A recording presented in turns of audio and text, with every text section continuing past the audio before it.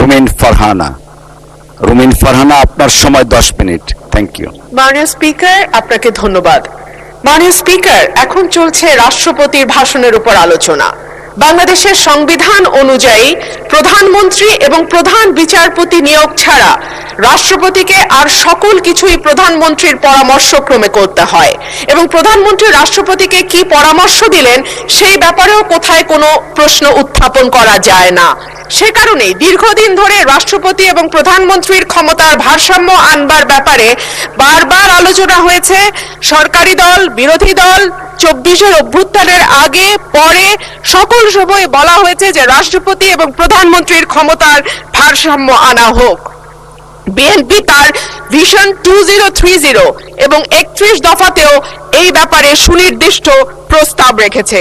মাননীয় স্পিকার, সে কারণেই সঙ্গতভাবে আমাদের একটা এক্সপেকটেশন ছিল যে এইবার রাষ্ট্রপতি মন্ত্রিপরিষদ কর্তৃক অনুমোদিত ভাষণের বাইরে গিয়ে তার নিজের মতন করে ভাষণ দিতে পারবেন, কিন্তু আমরা দেখলাম এইবারও রাষ্ট্রপতির ভাষণ মন্ত্রিপরিষদ কর্তৃক অনুমোদিত একটি ভাষণ তাকে দিতে হলো। সো আমরা যদি এতটুকু স্বাধীনতা মাননীয় স্পিকার রাষ্ট্রপতিকে দিতে না পারি, তাহলে আর আমরা কোন ভারসাম্যের কথা বলছি? যাই হোক মাননীয় স্পিকার, আমার বক্তব্যের শুরুতেই আমি ধন্যবাদ জানাই মহান রাব্বুল আলামিনের দরবারে, যিনি আমার এই কঠিন যাত্রাকে সহজ করে দিয়েছেন। আমি তারপরে ধন্যবাদ জানাই আমার অসংখ্য নেতাকর্মী, যারা নানানভাবে বঞ্চিত হয়ে ভয় ভীতির মধ্যে দিয়ে আমার নির্বাচন করেছে, দল থেকে বহিষ্কার হয়েছে, কিন্তু তারা আমাকে ছেড়ে যায় নাই। তাদের সকলের কাছে আমি কৃতজ্ঞ। মাননীয় স্পিকার, আমি আরো ধন্যবাদ জানাই বিএনপিকে আমাকে মনোনয়ন না দেবার জন্য। আমাকে মনোনয়ন না দেওয়ার কারণেই আমি বুঝতে পেরেছি বাংলাদেশের টেকনাফ থেকে তেঁতুলিয়া কত লক্ষ মানুষের ভালোবাসা, দোয়া, সহযোগিতা আমার পাশে ছিল। একটা দলীয় গণ্ডির মধ্যে থেকে নির্বাচন করলে এটা বুঝবার সৌভাগ্য আমার হতো না। মাননীয় স্পিকার, আমি গভীর শ্রদ্ধার সঙ্গে স্মরণ করি দেশনেত্রী, 3 বারের সাবেক প্রধানমন্ত্রী বেগম খালেদা জিয়াকে, যিনি আমাকে স্নেহ দিয়ে রাজনীতিতে এনেছিলেন, এবং আমি বিশ্বাস করি তার অপূর্ণতা এই সংসদে কোনো দিন পূরণ হবে না। মাননীয় স্পিকার, হাজার মানুষের আত্মত্যাগ, তার ফসল হচ্ছে আজকের এই সংসদ। এই মানুষগুলো কারা, যাদের আত্মত্যাগের বিনিময়ে আমরা আজকে কেউ মন্ত্রী, কেউ এমপি, কেউ সরকারি দল, কেউ বিরোধী দল হয়ে এসে সংসদে বসেছি? মাননীয় স্পিকার, তাদের স্বপ্ন কি ছিল? তারা জানতো তাদের এই আত্মত্যাগের বিনিময়ে তারা কিন্তু কেউ মন্ত্রী হবে না, এমপিও হবে না। তারা ছিল সাধারণ মানুষ, একেবারে খেটে খাওয়া সাধারণ জনগণ বাংলাদেশের। তারা একটা স্বপ্ন দেখেছিল, একটা নতুন বাংলাদেশ তৈরির স্বপ্ন, একটা নতুন রাজনীতি নির্মাণের স্বপ্ন, একটা নতুন চিন্তার জন্ম দেওয়ার স্বপ্ন, এবং সর্বোপরি সকলের জন্য যে ভীষণ রকম বৈষম্য আমরা দেখেছি গত কয়েক বছর, সেখান থেকে মুক্ত হয়ে সকলকে নিয়ে, সকলকে একসাথে করে একটা বাংলাদেশের স্বপ্ন। সেই সকল মানুষের কাছে আমি এবং আমি বিশ্বাস করি আমার সহকর্মী এই সংসদ সদস্যরা সকলেই কৃতজ্ঞ। মাননীয় স্পিকার, শহীদদের যে প্রত্যাশা নিয়ে গণ অভ্যুত্থান, সেই প্রত্যাশা কিন্তু বায়বীয় বা অলীক কোনো বিষয় ছিল না। এখনো যদি আমরা দেয়ালে দেয়ালে তাকাই, আমরা দেখব তারা তাদের স্বপ্নের কথা দেয়ালে লিখে গেছে। উই ওয়ান্ট জাস্টিস, কিংবা দেশটা কারো বাপের না, তুমি কে আমি কে, বিকল্প বিকল্প। আসছে ফাগুন, আমরা হব দ্বিগুণ। শোনো মহাজন, আমরা অনেকজন। Change the rules, be a voice not echo. দিনে নাটক, রাতে আটক, নাটক কম করো প্রিয়। হামাক ব্যাটাক মারলু কেন? এমন হাজার প্রশ্ন, লক্ষ জিজ্ঞাসা। এই লড়াইটা কেবল একটা সরকার পরিবর্তনের লড়াই ছিল না মাননীয় স্পিকার। যেই কথাটি আমি বলেছি, একটা স্বপ্ন, একটা নতুন বাংলাদেশ, সকলকে নিয়ে সকলের বাংলাদেশ গঠন করবার একটা স্বপ্ন নিয়ে এই গণ অভ্যুত্থান হয়েছিল। মাননীয় স্পিকার, আমরা স্বপ্ন দেখেছিলাম ধর্ম, বর্ণ, জাতিগোষ্ঠী বা লৈঙ্গিক পরিচয়ের ভিত্তিতে কাউকে অপর বা আদার করে দেয়া হবে না। মাননীয় স্পিকার, আমি খুব বিনয়ের সাথে বলি, এই আন্দোলনের সম্মুখ সারিতে ছিলেন নারীরা। এক ঝাঁক নতুন প্রজন্মের তরুণ মুখ আমরা পেয়েছিলাম। সেই নারীরা 1 বছর পার না হতে হারিয়ে গেলেন কেন 7 জন নারী সাংসদের এই সংসদে, সেই প্রশ্নটা আমি আপনাদের কাছে রেখে যাচ্ছি। মিছিলের সামনের সারিতে নারীর প্রয়োজন হয়, পুলিশের টিয়ার শেল লাঠিচার্জের সামনে নারী ঢাল হয়ে দাঁড়ায়, অস্থির সময় নারীর সাহায্য ছাড়া পার হওয়া যায় না, আর সবকিছু যখন ঠিক হয় তখন নারী হয়ে যায় ট্রোলের বস্তু। নারীর পোশাক, নারীর চেহারা, নারীর কথা, নারীর হাসি সবকিছুই তখন হাসির খোরাকে পরিণত হয়। মাননীয় স্পিকার, আমি আপনার মাধ্যমে আজকের সংসদে আরেকটি কথা বলে যাই। 52% মানুষকে পেছনে ফেলে নতুন বাংলাদেশ রচনার কোনো চিন্তা যদি কেউ করে থাকে, সেটা কখনো সম্ভব না, কোনো দিন সম্ভব না। মাননীয় স্পিকার, রাষ্ট্রপতি ভাষণের 5 নম্বর প্যারায় বলা হয়েছে, বিবিএস এর চূড়ান্ত হিসাব অনুযায়ী জিডিপি প্রবৃদ্ধির হার 3.49%।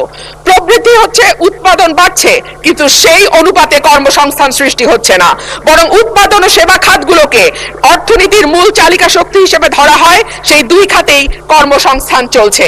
একে চাকরিবিহীন প্রবৃদ্ধি বলে, যা দীর্ঘমেয়াদে অর্থনীতির স্থিতিশীলতা, অন্তর্ভুক্তিমূলক প্রবৃদ্ধির জন্য একটি বড় ঝুঁকি।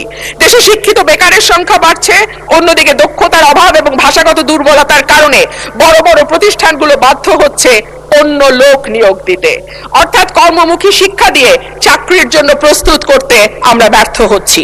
মাধ্যমিকের নিচে শিক্ষাগত যোগ্যতা থাকা ব্যক্তিদের বেকারত্বের হার যেখানে 3.01%, সেখানে উচ্চ ডিগ্রিধারীদের ক্ষেত্রে এটি 8.7%।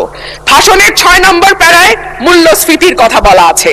বিবিএস এর সর্বশেষ হিসাব অনুযায়ী চলতি বছরের ফেব্রুয়ারি মাসে দেশের খাদ্য মূল্যস্ফীতি দাঁড়িয়েছে 9.30%, যা গত 13 মাসের মধ্যে সর্বোচ্চ। উচ্চ খাদ্য মূল্যস্ফীতির কারণে বিশ্ব ব্যাংকের ঝুঁকিপূর্ণ দেশগুলোর লাল তালিকায় অলরেডি বাংলাদেশের নাম গেছে।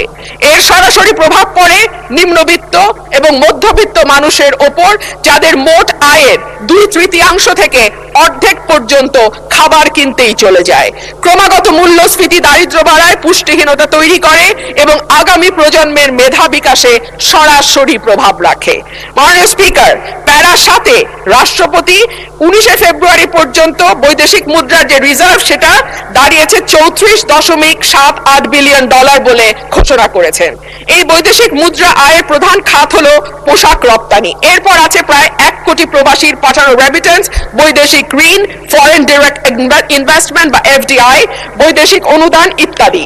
একক শিল্প হিসেবে তৈরি পোশাক খাতের উপর অতিরিক্ত নির্ভরতা, বৈদেশিক ঋণ বেড়ে $113.51 বিলিয়ন হওয়া, এফডিআই এর ক্রমাবনমন ইত্যাদিকে মোকাবেলা করতে হলে রফতানি পণ্যের বহুমুখীকরণ, বিনিয়োগ বান্ধব পরিবেশ তৈরি, বিদেশে দক্ষ শ্রমশক্তি প্রেরণের কোনো বিকল্প নাই। সম্প্রতি সিপিডির সম্মানীয় ফেলো প্রফেসর মোস্তাফিজুর রহমান বলেন, ভবিষ্যতে ঋণ পরিশোধের চাপ আরো বাড়বে, তাই এখন থেকে আয় বাড়ানোর দিকে নজর দিতে হবে। রপ্তানি ও প্রবাসী আয়ের প্রবাহ শক্ত না হলে এই চাপ সামাল দেয়া সত্যিই কঠিন। পাশাপাশি হুন্ডি ও অর্থ পাচার বন্ধে কঠোর ব্যবস্থা নেওয়ার কথা বলা হয়েছে। গত 15 বছরে দেশ থেকে যে বিপুল পরিমাণ টাকা পাচার হয়েছে, যার পরিমাণ কেন্দ্রীয় ব্যাংকের হিসাব মতে $23,400 কোটি, সেটি ফেরত আনা না গেলে কিংবা ব্যাংক খাতে থাকা 6 লক্ষ কোটি টাকার খেলাপি ঋণের পরিমাণ কমিয়ে আনা না গেলে অর্থনীতির পুনরুদ্ধারের কোনো পরিকল্পনাই কাজে আসবে না। পাচারকৃত টাকার 75% যায় ওভার অ্যান্ড আন্ডার ইনভয়েসিং এর মাধ্যমে। গত 10 বছরে এই ওভার অ্যান্ড আন্ডার ইনভয়েসিং এর মাধ্যমে পাচার হয়েছে $68 বিলিয়ন। সুতরাং এই মিথ্যা ইনভয়েসিং বন্ধ করা না গেলে টাকা পাচারও বন্ধ সম্ভব নয়। মাননীয় স্পিকার, রাষ্ট্রপতি তার ভাষণে বাংলাদেশ ব্যাংক, রাষ্ট্রায়ত্ত ও বেসরকারি ব্যাংক, বীমা, আর্থিক প্রতিষ্ঠান ও পুঁজিবাজারের সঙ্গে সমন্বয়ের মাধ্যমে সার্বিক তদারকি উন্নতকরণ, আমানতকারীদের সুরক্ষা নিশ্চিত, খেলাপি ঋণ হ্রাসে গুরুত্ব দেওয়ার কথা বলেছেন। যে কোনো দেশে কেন্দ্রীয় ব্যাংক হলো আর্থিক প্রতিষ্ঠানের নিয়ন্ত্রক সংস্থা, এটি সরকারের ব্যাংক হিসেবে কাজ করে। দক্ষিণ এশিয়ার দেশগুলোর দিকে তাকালে দেখা যায় কেন্দ্রীয় ব্যাংকে প্রিন্সটন বা ক্যালিফোর্নিয়া থেকে পিএইচডি করা উচ্চ ডিগ্রিধারী মানুষজন, অভিজ্ঞতা সম্পন্ন লোকজন নিয়োগ পেয়েছেন। অন্যদিকে বাংলাদেশে নতুন সরকার গঠনের পর যিনি নিয়োগ পেয়েছেন, তিনি হলেন বিএনপির নির্বাচন পরিচালনা কমিটির সদস্য এবং একজন সোয়েটার ফ্যাক্টরির এমডি। মাননীয় স্পিকার, আমি আপনাকে অনুরোধ করব আমার সময় 2 মিনিট বাড়িয়ে দিতে। মাননীয় স্পিকার, একই ঘটনা আমরা বিশ্ববিদ্যালয়ের উপাচার্য নিয়োগের ক্ষেত্রেও দেখেছি। সবগুলো বিশ্ববিদ্যালয়ে দলীয় ভিসি প্রভিসি নিয়োগ দেওয়া হয়েছে। দল করা দূষণীয় কিছু নয়, কিন্তু দল না করলে যদি নিয়োগ না হয় সেটা দুর্ভাগ্যজনক। দলদাস শিক্ষকদের হাতে।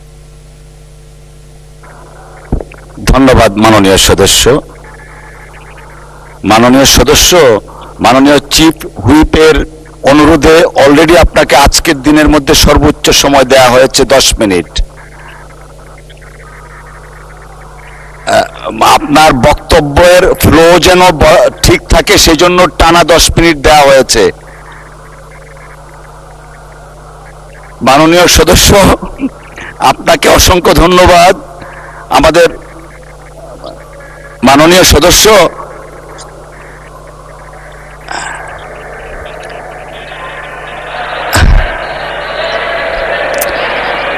মাননীয় সদস্য আপনি দয়া করে বসুন। You will have time, next time আপনাকে দেয়া হবে। এখন আমরা let us continue our business. I humbly request you to take your seat. Thank you.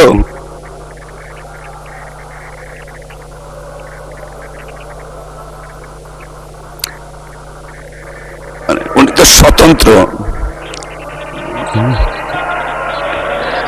আচ্ছা ঠিক আছে, 1 মিনিট দেওয়া হলো আপনাকে। মাননীয় স্পিকার, আপনাকে অসংখ্য ধন্যবাদ। মাননীয় স্পিকার, রাষ্ট্রপতির ভাষণে উঠে এসেছে অলিগার্কিক কাঠামো ভেঙে জনগণের অংশগ্রহণ নিশ্চিত করা, বিনিয়োগ নির্ভর অর্থনীতি তৈরি করা। আশা করব আগামীতে সালমানের জায়গায় সাইফুর এসে বসবে না।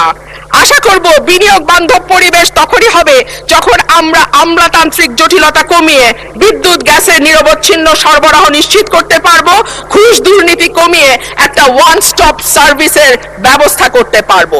পাতানো নির্বাচন বলতেই 14, 18, 24-এর কথা আসে মাননীয় স্পিকার, কিন্তু গত কয়েকদিন আগে পত্রিকায় যেটা স্পষ্টভাবে এসছে 2008 সালের নির্বাচন মাননীয় স্পিকার, সেটিও কোনো নিরপেক্ষ নির্বাচন ছিল না।